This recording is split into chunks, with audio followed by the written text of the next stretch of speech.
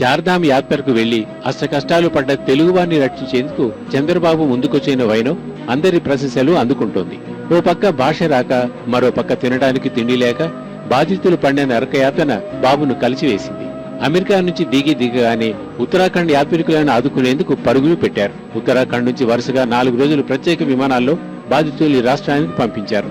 ప్రభుత్వం చేయని పనిని చంద్రబాబు చేశారని బాధితులు కొనియాడారు. ఒక చాపర్ అంత హైట్ ఎగురుతుందో దానికన్నా హైట్ సరగకుండా అంతంత హైట్ ఎక్కి వచ్చింది సార్. మేము చంద్రబాబు నాయుడు గారు లేకపోతే మాత్రం అంత దూరం నుంచి ఇంత ఫాస్ట్ ఇక్కడ రావడం చాలా కష్టం సార్. నిన్న కనబడి మీరందరూ రేపు నైట్ డిన్నర్ కి మీ ఇంటి దగ్గర ఉంటారమ్మా అన్నారు. కరెక్ట్ గా ఇవాళ నైట్ డిన్నర్ కి ఇక్కడికి వచ్చాం.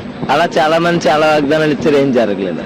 చంద్రబాబు నాయుడు గారు ఇచ్చారు, ఆయన ఫ్లైట్ అరేంజ్ చేయబట్టి మేము ఇవాళ 5 గంటల్లో వచ్చేసాం. మాకు చంద్రబాబు నాయుడు గారు వచ్చి మాకు నిన్న రాత్రి భోజనం పెట్టించిన భోజనం తిన్నాక 15 రోజుల నుంచి మేము భోజనం చేయని భోజనము నిన్న రాత్రి భోజనం చేసినాం సార్. చంద్రబాబు గారు వచ్చి అన్ని చేయబట్టే అన్ని ఆయన లేకపోతేనండి మేము ఎవరు లేనట్టేనండి. ఎలా రావాలో బయటకు రావాలో తెలియదు సార్. మాకు ఈయన మట్టికి మాకు దేవుళ్ళలాగా వచ్చి రక్షించారు మమ్మల్ని అందరినీ. చంద్రబాబు గారు నాకు చేసిన సాయం గొప్ప సాయం. అది బండి ఇంటికి రావటమే గొప్ప సాయం. నాన్న వైజాగ్ నుంచి వచ్చిన 10 మంది పొఖారా నుంచి ఇక్కడికి కాఠ్మండు వచ్చాము.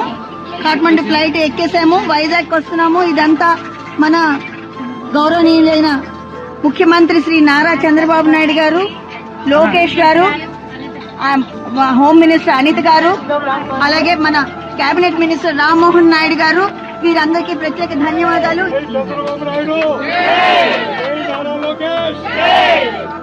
జై తెలుగుదేశం.